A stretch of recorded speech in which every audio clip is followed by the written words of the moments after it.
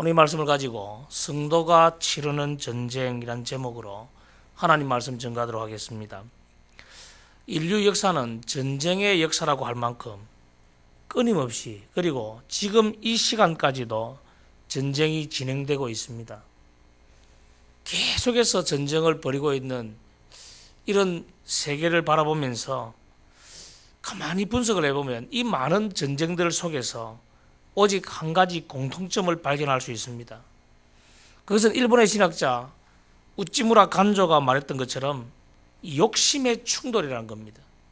끊임없는 욕심이 충돌되니까 전쟁이 일어나는 것이죠. 인류가 치러온 전쟁들의 배경에 보면 항상 추악한 이기심과 병적인 욕심이 깔려 있었습니다. 그러나 놀랍게도 오늘 본문에 기록된 이스라엘 백성들의 가나안 전쟁만은 인간의 욕심이 빚어낸 그런 결과로서의 일반 전쟁과는 차원이 달랐습니다. 하나님의 뜻을 실현하는 성전, 거룩한 전쟁, 홀리워였죠. 하나님의 뜻을 위하여 전쟁을 하는 겁니다. 저는 이런 성경 말씀을 가만히 보면서 오늘 우리의 인생도 마찬가지로 영적인 전쟁이 계속 치러지고 있지 않습니까? 우리가 이 세상에 살면서 계속되는 영적 전쟁을 치르고 살아가는 사람들입니다. 그러면 이 영적 전쟁을 어떻게 치러야 될 것인가? 말씀 속에서 그 해답이 있습니다. 제일 먼저 성경은 우리에게 용기를 불어넣어 줘라 라고 말합니다. 이제 가나안 전쟁을 앞두고 있는 이스라엘 백성들에게 모세는 유언과도 같은 그런 하나님의 말씀을 전하죠. 오늘 전하는 말씀 속에 보면 제사장들에게 명령하기를 전쟁에 임하는 용사들에게 담대한 용기를 불어넣어 줘라 라고 말하는 겁니다. 당시 이스라엘의 지금 기성세대들은 그들은 출애굽할 때 아주 어렸던 꼬마였거나 그렇지 않으면 광야에서 태어난 사람들이 대부분입니다. 광야 세대라고 부르죠. 그들은 전쟁을 직접 경험하지 못한 세대였습니다. 전쟁을 아무것도 경험해보지 못하고 어떤 훈련도 받아보지도 못했고 심지어 탁월한 무기조차도 가지고 있지 못합니다. 아니 변변한 전투 식량 그런 것도 비축해 두지를 못했습니다. 전쟁을 하려면은 기본적인 훈련을 받아야 하고 또 기본적인 모든 것이 갖추어져야 됩니다.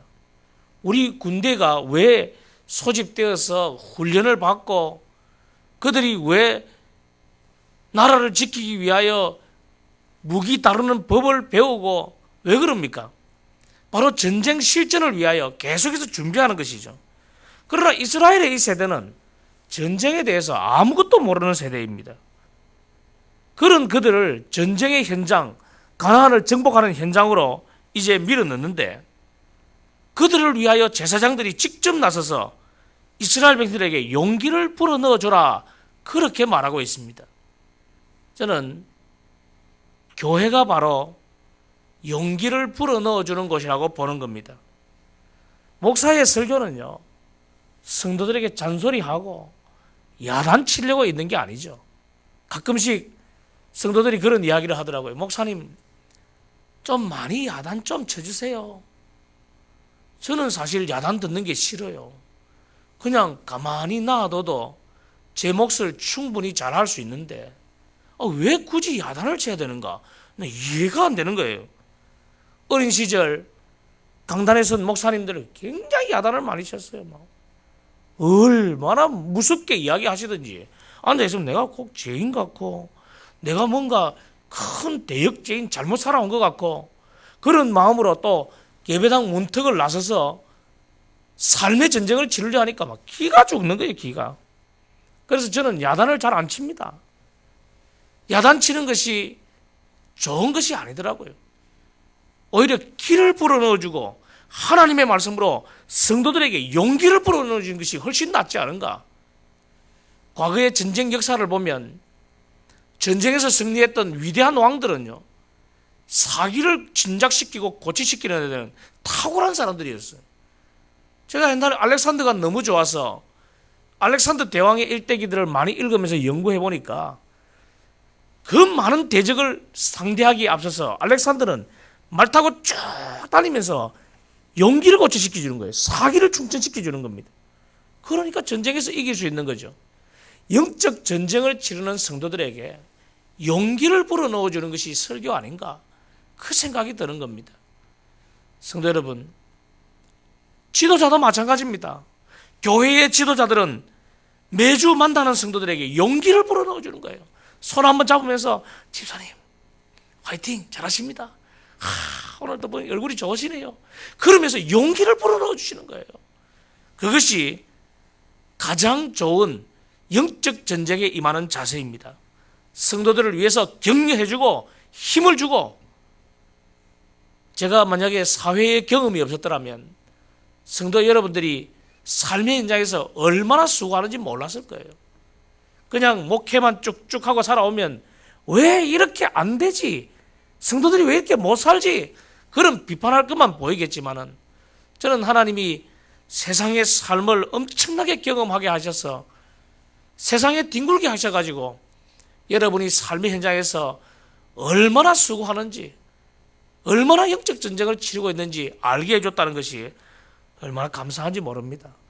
오늘도 하나님 말씀 속에서 격려를 받고 위로받고 힘을 내고, 그래서 영적 전쟁에서 승리하시기를 바랍니다. 두 번째로, 하나님만 의지하시기 바랍니다. 하나님은 지금까지 이스라엘의 모든 대적들을 친히 치시고 이스라엘을 구원하신 분이십니다. 모세는 이 하나님을 신뢰하라라고 명령합니다. 하나님을 의지하는 믿음 외에는 이스라엘에게 닥친 그 어려움을 대처할 방법은 전혀 없었습니다. 하나님을 의지하는 그 태도야말로 문제를 해결하는 가장 확실하고 빠른 방법입니다. 종교개혁 시대에 마르틴 루터의 일화를 많이 인용하는데, 저 오늘도 여러분들에게 이 일화를 하나 소개하고자 합니다. 이 종교개혁 운동의 불길이 온 독일에 퍼지고 있을 때에 로마 교황은 어떻게 해서든지 마르틴 루터를 설득해서 다시금 로만 카톨릭으로 돌아오게 하려고 갖은 애를 다 썼습니다. 한 번은 황금으로 루터를 매수하기 위해서 자신이 가장 총애하던 추기경까지 보냅니다. 그런데 그 추기경이 루터를 매수하려다가 실패하고 보고를 보냅니다. 카톨릭의 그 교황에게, 성하, 이 어리석은 바보는 도무지 황금을 사랑하지 않습니다. 그렇게 보내놓고 이 추기경이 마지막으로 루터에게 물어봅니다. 자네는 자네 같은 그 얼뜨기인 독일 촌놈에게 극진한 관심을 표명하는 성하에 대해서 어떻게 생각하는가? 그분의 그 작은 손가락 하나가 온 독일보다 강하다는 것을 왜 모르는가? 자네는 자네 나라와 자네 나라 군주가 군사를 이끌고 자네를 보호하려고 올 것을 기대하는 것은 아니겠지? 가엾은 벌레 같으니 결탄코 그런 일은 일어나지 않을 건데 끝까지 어리석은 고집을 부릴 텐가? 이 추기경이 말하니까 루터가 아주 엄숙한 어조로 대답합니다. 그런 염려는 안 해주셔도 됩니다. 저는 지금 본능의 하나님의 손안에서 온전한 보호를 받고 있습니다. 여러분, 이 루터의 믿음처럼 하나님만 의지하시기 바랍니다.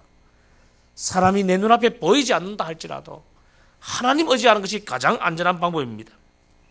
마지막으로 오늘 성경이 우리에게 주는 중요한 교훈이 5절부터 9절까지 나오는 이 교훈입니다. 개인적인 입장을 이해해야 됩니다. 여러분, 가나안의 전쟁은 이스라엘의 장정이면 누구나 참여해야 했습니다. 그런데 성경은 이들의 가운데서 예외 규정도 있다라고 이야기합니다. 어떤 사람들입니까? 새 집을 건축하고 즐거움을 나타내는 낙성식을 하지 못한 사람, 포도원을 만들고 그 소출을 아직도 먹지 못한 자, 또 여인과 약혼하고 결혼하지 못한 사람, 전쟁에 참여하는 것이 두려워서 마음에 뜨는 사람, 이런 사람들은 예외다라고 이야기합니다. 여러분, 이것이 오늘날 우리에게 시사하는 점이 굉장히 큽니다.